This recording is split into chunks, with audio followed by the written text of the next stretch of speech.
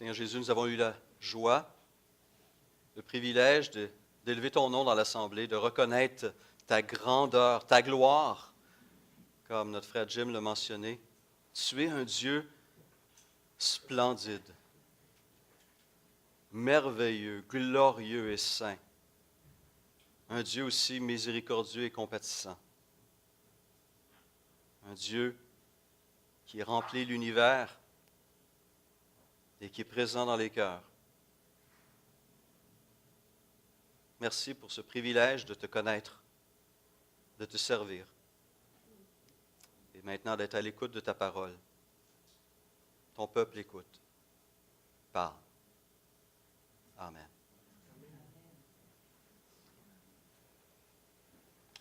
Parmi les chants qui ont été partagés ce matin, on a pu découvrir la grandeur de l'amour de Dieu pour chacun d'entre nous.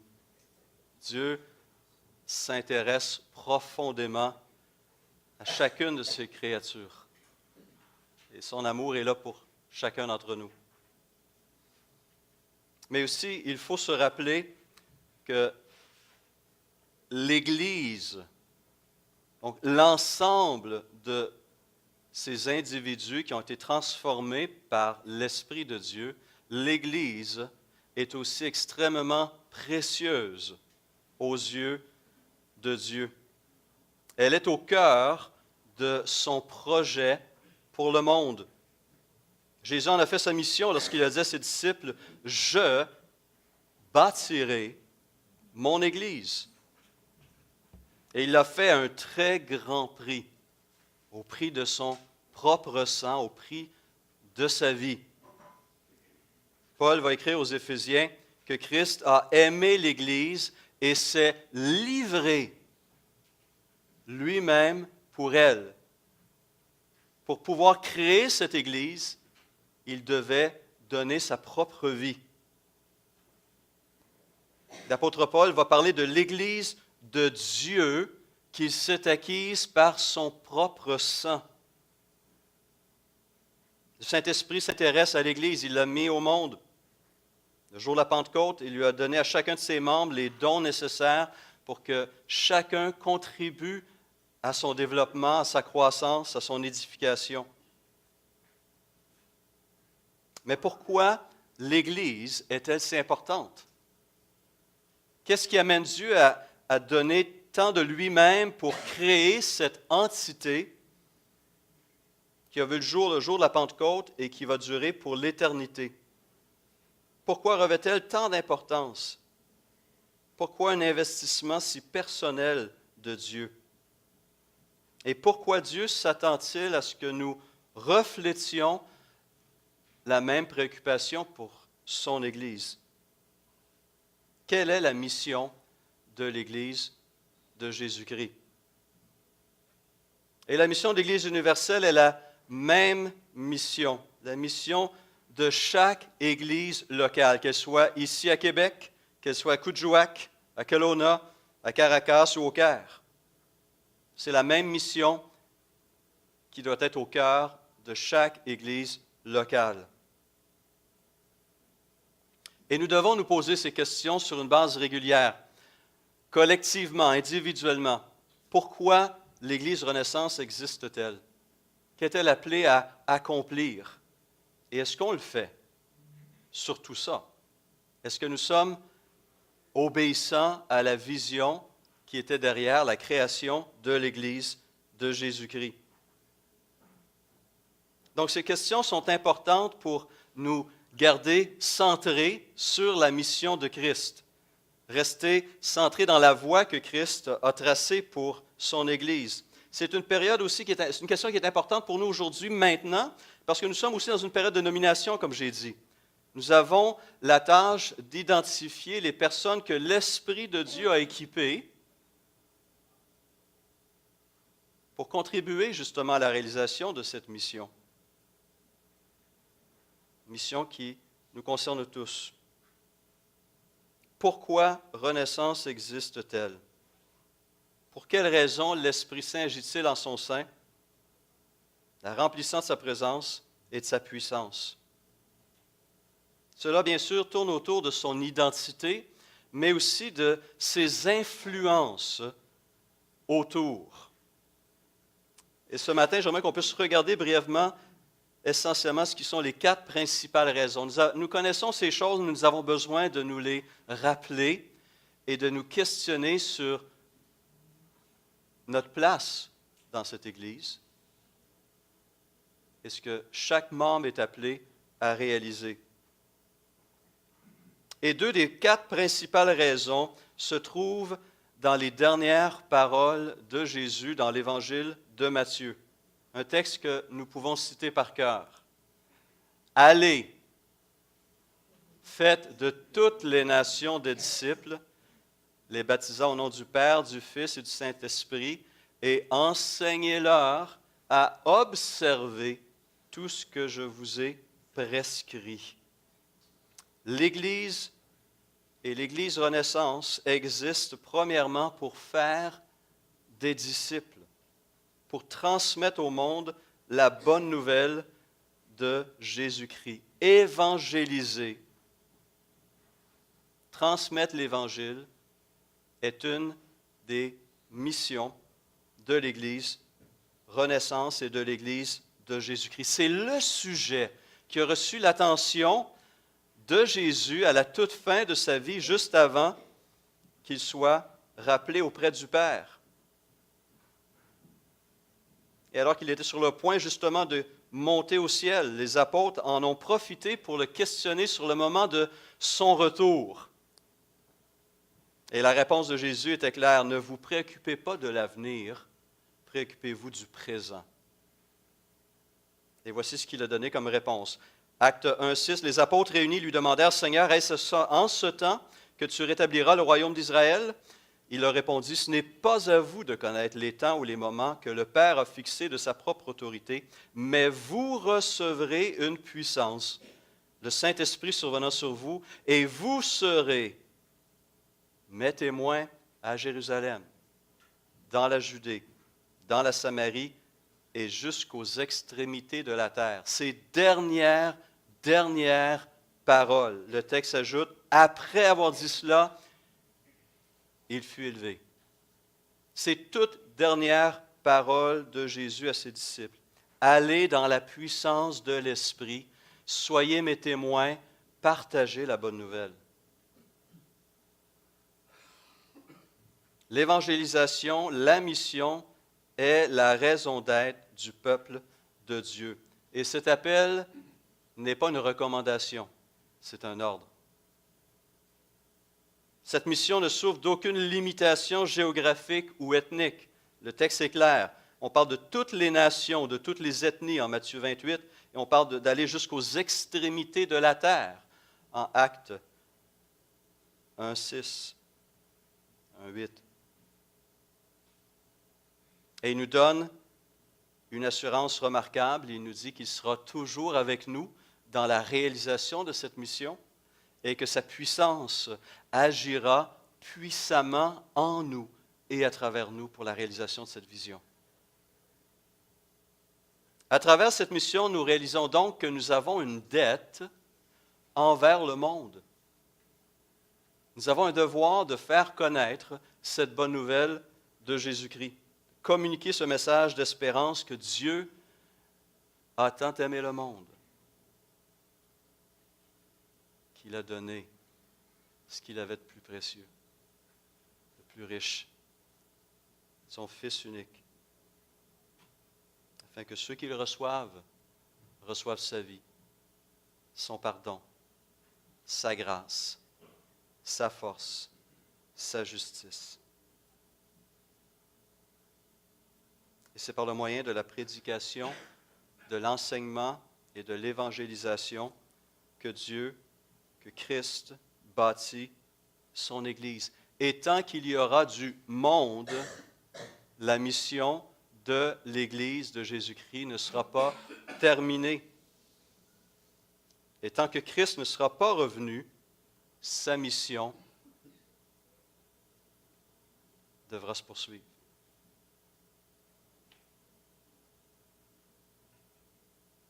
Le Seigneur y contribue.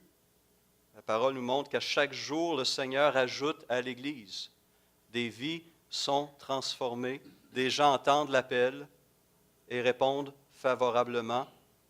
Et le Seigneur ajoute ces pierres spirituelles à ce temple spirituel qui est l'Église à travers le monde.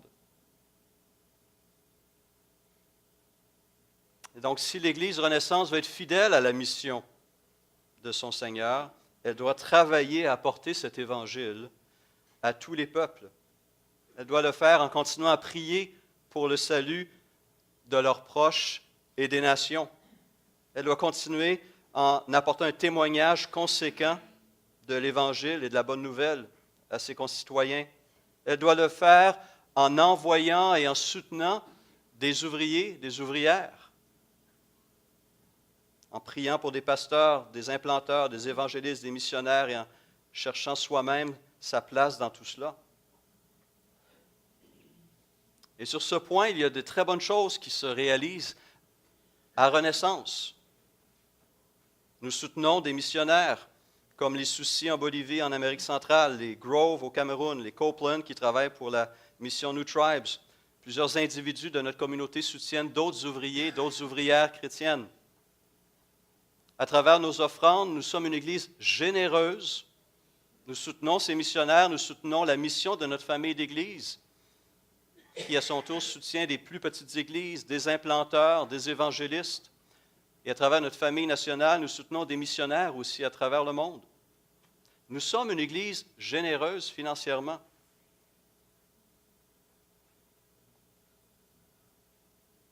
Mais si je regarde notre communauté, malgré le fait que nous avons accueilli ces dernières années des ressortissants de près de 25 nations différentes, malgré le fait que l'Église a connu une croissance de près de 7% en 2017, quand je regarde ceux et celles qui se présentent devant nous pour témoigner publiquement de leur foi à travers les eaux du baptême, je constate que c'est une très petite partie de l'ensemble de la croissance de l'Église.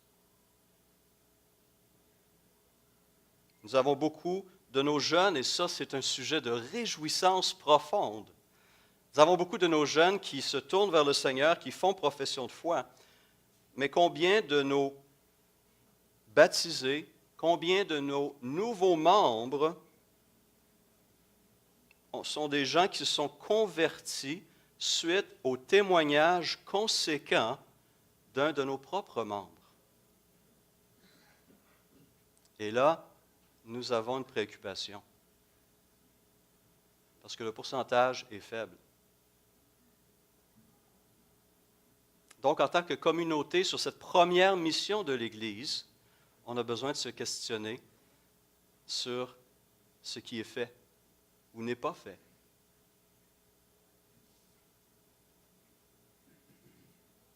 Mais nous devons continuer à chercher à accomplir cette mission localement, régionalement et au niveau international.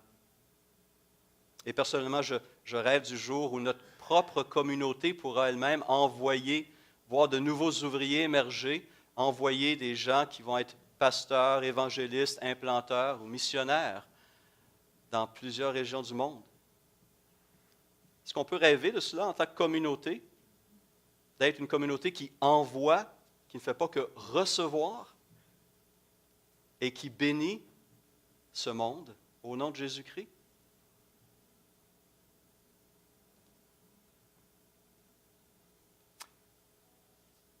Et puisque nous sommes en période de nomination, un des postes qui va contribuer à la réalisation de cet aspect de notre mission est le poste du responsable de l'évangélisation. Il faut prier que le Seigneur dirige, agisse et bénisse.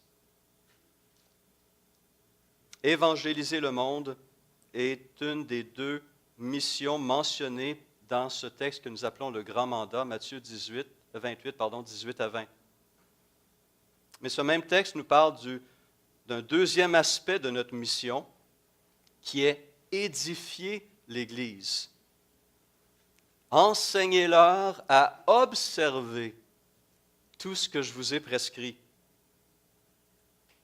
D'abord évangéliser le monde, puis édifier l'Église en formant des disciples. Alors, comme les tout premiers chrétiens, nous devons, chacun d'entre nous, veiller à grandir dans la connaissance de la parole de Dieu, dans la connaissance de Christ. Nous devons persévérer dans l'enseignement des apôtres, comme le souligne Luc en Acte 2, 42, qui nous présentait ce portrait de l'Église primitive. Et que quoique le fait que Jésus mette l'accent d'abord sur la propagation de l'Évangile, l'édification des croyants lui est logiquement antérieure. Il faut d'abord être disciple pour pouvoir ensuite faire des disciples. Sommes-nous disciples de Jésus-Christ? Christ pourvoit ce qui est nécessaire au développement de son Église et à la réalisation de cet aspect de sa mission. Il a donné les uns comme apôtres, les autres comme prophètes, les autres comme évangélistes, les autres comme bergers et enseignants. Et il l'a fait pour former les saints aux tâches du service en vue de l'édification du corps de Christ, jusqu'à ce que nous parvenions tous à l'unité de la foi et de la connaissance du Fils de Dieu, à la maturité de l'adulte, à la mesure de la stature parfaite de Christ. On a bien identifié ce texte d'Éphésiens chapitre 4. Christ souhaite que le corps tout entier, l'Église Renaissance, l'Église universelle, bien coordonnée et solidement unie grâce aux articulations dont il est muni, tire sa croissance en fonction de l'activité qui convient à chacune de ses parties et s'édifie lui-même dans l'amour. Comment contribuons-nous à cela? Nous avons besoin de continuer à rechercher cette communion fraternelle. Lorsque nous nous réunissons non seulement le dimanche matin, mais lorsque nous nous réunissons en semaine dans les foyers, dans les cafés, dans nos milieux de travail, nous sommes appelés à nous encourager mutuellement, à nous exhorter mutuellement, à nous consoler mutuellement, à nous reprendre mutuellement, avec douceur, respect, amour, à porter les fardeaux les uns des autres. Et ainsi, nous accomplirons la loi de Christ, nous dit l'apôtre Paul. Nous recherchons l'édification en menant une vie pure, une vie sainte. Pourquoi Christ se préoccupe-t-il de l'Église? Deux images nous donnent une réponse très claire. L'Église est appelée le corps de Christ. La pureté de ce corps est de première importance pour son Seigneur. Et chaque membre a un impact sur l'ensemble de ce corps. Est-ce qu'individuellement, je recherche la sanctification? Est-ce que collectivement, c'est une priorité pour nous en tant que peuple de marcher dans la sanctification? Une autre image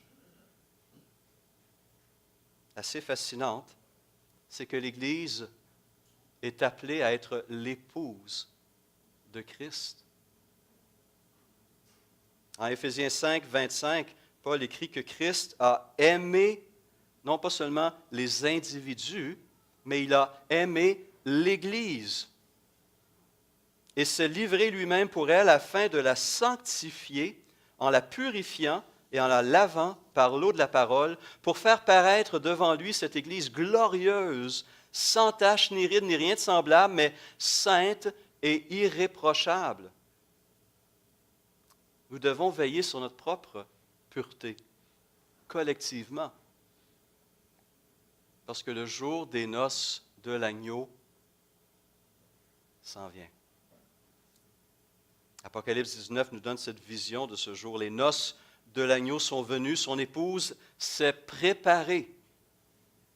Et il lui a été donné de se revêtir d'un fin lin éclatant et pur, car le fin lin, ce sont les œuvres justes des saints.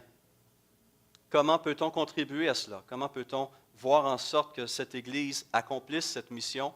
Elle le fait à travers l'enseignement de la parole, non seulement de la chair ici, mais en ce moment même, dans le cœur de nos enfants, à travers le ministère de l'école du dimanche. Elle le fait en semaine à travers les groupes vie, les groupes d'affinité comme le groupe des femmes, le groupe des hommes, des jeunes.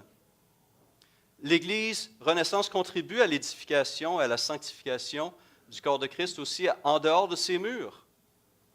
On soutient entre autres l'école L'Eau Vive, où un enseignement chrétien solide est donné à plusieurs de nos jeunes. Elle soutient la formation de pasteurs, d'enseignants et d'ouvriers à travers notre faculté de théologie évangélique, à travers l'ACRE qui forme des évangélistes et des implanteurs d'église, et à travers plusieurs autres moyens. Et ces choses sont importantes parce qu'elles contribuent à la réalisation de cette mission d'édifier le corps de Christ. Car l'Église du Dieu vivant, la maison de Dieu, est la colonne et l'appui de la vérité, nous dit l'apôtre Paul. Cette année, nous avons l'occasion de réfléchir aussi sur ces choses et au cours des prochains jours, des prochaines semaines, de voir qui a été équipé par l'Esprit de Dieu au sein même de cette communauté pour contribuer à la réalisation de cet aspect de la mission. Parmi les postes qui sont disponibles actuellement, il y a celui d'ancien, le responsable de la communion fraternelle, du culte, de la jeunesse, de la bibliothèque, tous des ministères qui contribuent concrètement, directement à l'édification de cette Église. Qui a été touché par l'Esprit de Dieu pour accomplir ces choses? Ou pour faire partie des équipes qui travaillent avec ces responsables? Et donc, en plus d'évangéliser le monde et d'édifier, l'Église a la tâche d'édifier ses membres. Il y a une troisième raison que nous retrouvons dans les Écritures, qui se retrouve dans toutes ces parties, c'est d'exprimer le caractère de Dieu devant le monde. Et on pourrait résumer cet aspect de notre mission avec deux mots, pas de mouche, deux mots extrêmement riches dans les Écritures, justice et compassion. Justice et compassion. Voici comment Jésus va résumer cette raison d'être en Matthieu 5. Il dit, « Vous êtes le sel de la terre. Vous êtes la lumière du monde. » Une ville située sur une montagne ne peut être cachée. On n'allume pas une lampe pour la mettre sur le boisseau, mais on la met sur le chandelier. Elle éclaire tous ceux qui sont dans la maison. Que votre lumière luise ainsi devant les hommes, afin qu'ils voient vos bonnes œuvres et qu'ils glorifient votre Père qui est dans les cieux. Paul dira aux Galates, « Ne nous lassons pas de faire le bien, car nous moissonnerons au temps convenable, si nous ne nous relâchons pas. Ainsi donc, pendant que nous en avons l'occasion, pratiquons le bien envers tous, écrit Paul, et surtout envers les frères en la foi. » En Matthieu 25, 31, lorsqu'il parle de ce grand jour où le jugement des nations aura lieu, il semble faire distinguer les croyants authentiques des simples professants en regardant les fruits de la vie de ces personnes. Une foi réelle, une foi authentique est une foi vivante qui va faire une différence dans ce monde. Par nos vies, nos paroles, nos actions, nous exerçons une influence sanctifiante autour de nous. Nous ralentissons le mal et nous apportons la lumière. Nous exprimons le caractère de Dieu auprès des hommes. Cela fait partie de la mission de l'Église. Mais ces trois raisons, évangéliser le monde, édifier les disciples et exprimer le caractère de Dieu, visent quelque chose de plus important encore, de beaucoup plus grand, qui est la raison ultime de la raison d'être et de la mission de l'Église de Jésus-Christ et de l'Église Renaissance. C'est d'exalter le nom de Jésus-Christ. Exalter Dieu, notre Créateur, notre Seigneur et notre rédempteur. Comme Paul le résume si bien en 1 Corinthiens 10, 31, soit donc que vous mangiez, soit que vous buviez, soit que vous fassiez quelque autre chose, faites tout pour la gloire de Dieu. Quelle est la première requête que le disciple de Jésus-Christ doit adresser à Dieu quotidiennement lorsqu'on regarde la prière modèle que Jésus a laissée à ses disciples? Que ton nom soit sanctifié, reconnu comme grand, unique, saint, pur. Que ton nom soit glorifié. Et cela doit être notre quête quotidienne, individuellement et collectivement. Car nous sommes une race élue. Nous sommes un sacerdoce royal. Nous sommes une nation sainte, un peuple acquis, afin que, quoi? Nous annoncions les vertus de celui qui nous a appelés des ténèbres à son admirable lumière, nous qui autrefois n'étions pas un peuple et qui maintenant nous sommes le peuple de Dieu.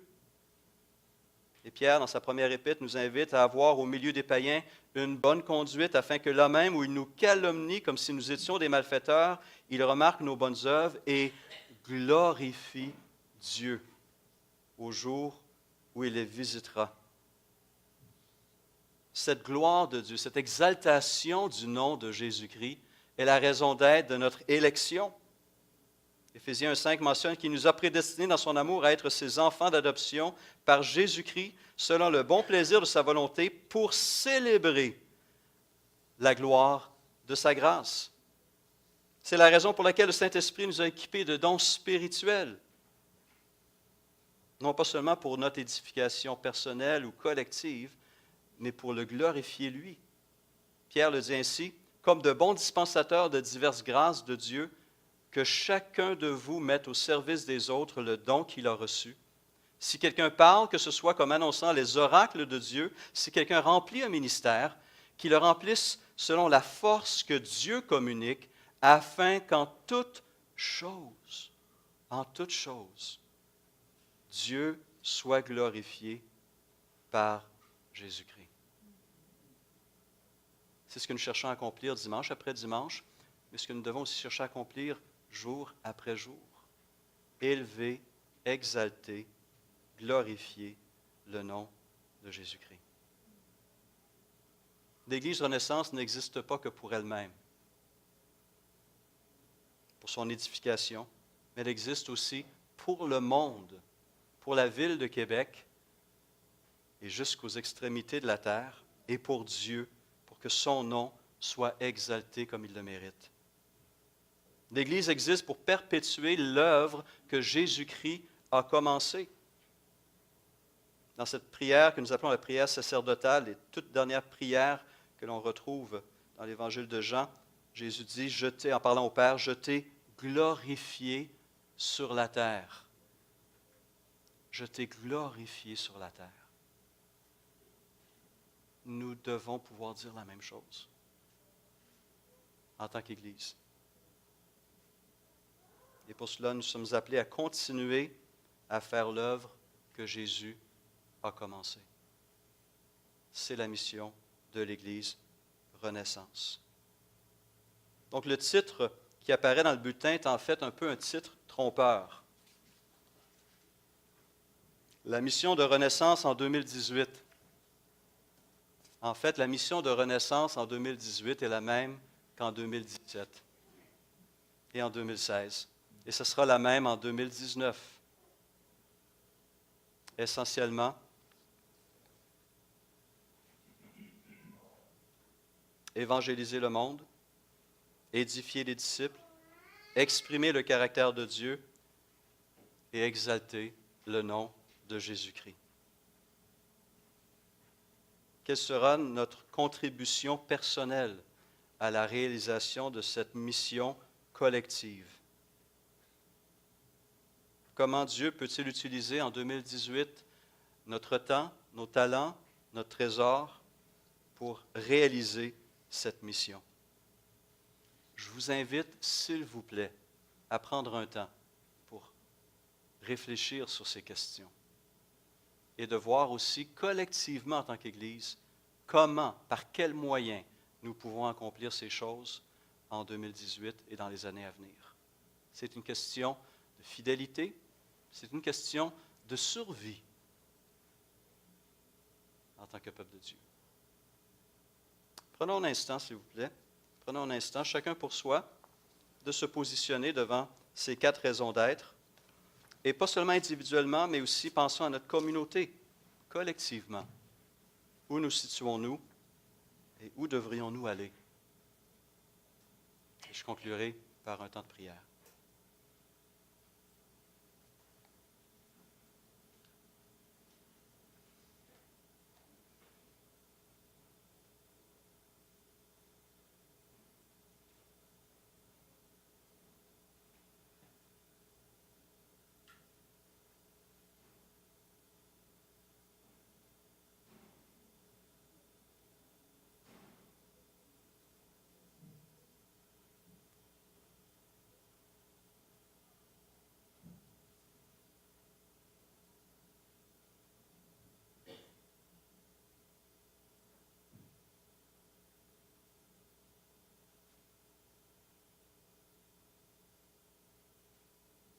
Seigneur Jésus, nous reconnaissons la nature unique de ton Église, à la fois ton corps, appelé à être saint, et ta future épouse, appelée à vivre en communion éternelle avec toi, dans la joie, dans ta lumière, dans la pureté.